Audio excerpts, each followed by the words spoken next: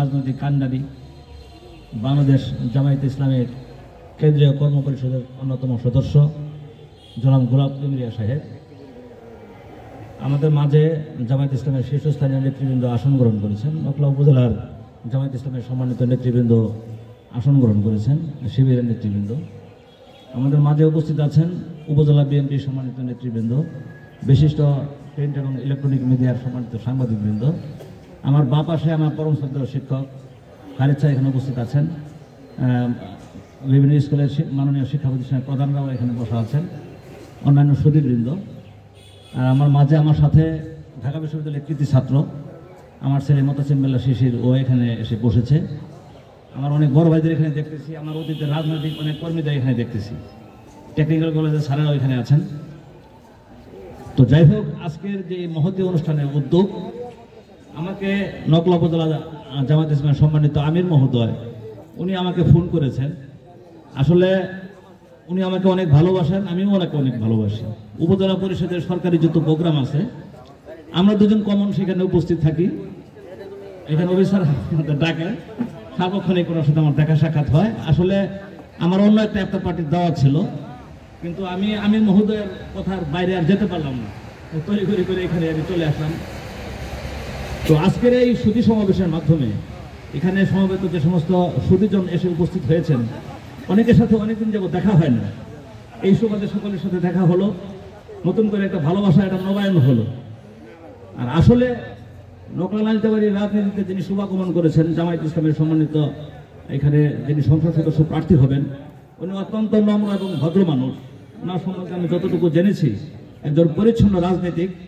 আমি মনে করি যে এই নকলা নালিতাবাড়ির রাজনীতিতে শুভাগমন করায় উনি যদি এখানে ইলেকশন করেন বা জনগণের মাঝে যদি মিশে যান, তার মাধ্যমে এই এলাকার মানুষ কিন্তু উপকৃত হবে।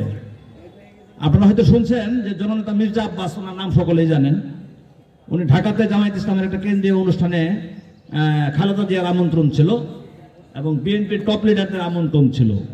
ওইখানে বিএনপির প্রতিনিধি হিসেবে মির্জা আব্বাস ওই জামায়াতে ইসলামের কেন্দ্রীয় একটা অনুষ্ঠানে, যেটা সোহরাওয়ার্দী উদ্যানে হয়েছিল, অনেকেই বক্তব্যটা ভাইরাল হয়েছিল, শুনেছেন। উনি জামায়াতে ইসলামের জাতীয় নেতৃবৃন্দ সম্পর্কে কয়েকটা কথা বলেছিলেন।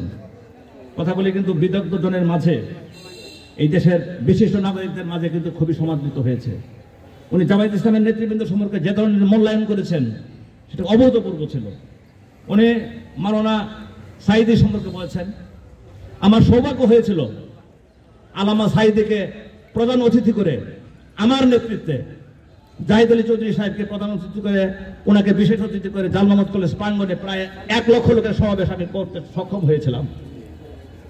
আমি জামায়াতে ইসলামের ওই সমস্ত বিশিষ্ট ব্যক্তি, তাদের প্রতি আমি গভীর শ্রদ্ধা নিবেদন করি। আমি শ্রদ্ধার সাথে স্মরণ করি জামায়াতে ইসলামের সম্মানিত আমির মাওলানা মতিউর রহমান নিজামী সহ বিশিষ্ট ব্যক্তিদের, যাদের জাতীয় এবং আন্তর্জাতিকভাবে পরিচ্ছন্ন ব্যক্তি হিসেবে পরিচিত ছিল, কিন্তু কোনো কারো কথাই পরোয়া না করে জবরদস্তি করে তাদেরকে ফাঁসির মঞ্চে ঝোলানো হয়েছে। আমি আজকে ধিক্কার জানাই এই সমস্ত বিশিষ্ট ব্যক্তিদের, যারা ফাঁসির মঞ্চে ঝুলিয়ে তারা বাংলাদেশের মানুষকে, যারা বিশ্বের মুসলিম উম্মাদের মনে যারা আঘাত দিয়েছে, আল্লাহর গজব 5 তারিখে তাদের উপর নাজিল হয়েছে। আমি মনে করি আজকের এই সুধী সমাবেশের মাধ্যমে আমাদের নকলা নালিতাবাড়ির রাজনীতিতে যিনি শুভাগমন করেছেন জামায়াতে ইসলামের কাণ্ডারি, উনি সুন্দরভাবে এই উপজেলার রাজনৈতিক নেতৃত্ব দিবেন। পাশাপাশি অন্যান্য যে সমস্ত বড় বড় রাজনৈতিক দল রয়েছে তাদের সাথে সুসম্পর্ক গড়ে তুলবেন। শিক্ষক, বুদ্ধিজীবী, আলেম ওলামা, এখানে অনেক বিশিষ্ট আলেমরা এসেছেন। উপজেলা পরিষদের খতিব মহোদয় সহ আরো বিশিষ্ট ব্যক্তিরা আসেছেন এবং আসতেছেন, ওনার সাথে পরিচয় হবে। উনি সুন্দরভাবে রাজনৈতিক কর্মকাণ্ড পরিচালনা করবেন।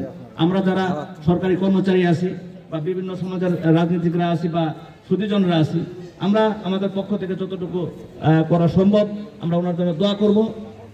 সকলের কাছে আমি দোয়া চেয়ে, হুজুর আগেই বলেছেন এখানে আর কোনো কথা অত বলা যাবে না। আমি অনেকের মুখ থেকে মূল্যবান বক্তব্য শোনার অপেক্ষায় আমার কথা এখানে শেষ করছি। আসসালামু আলাইকুম রহমতুল্লাহি ওয়া বারাকাতুহু।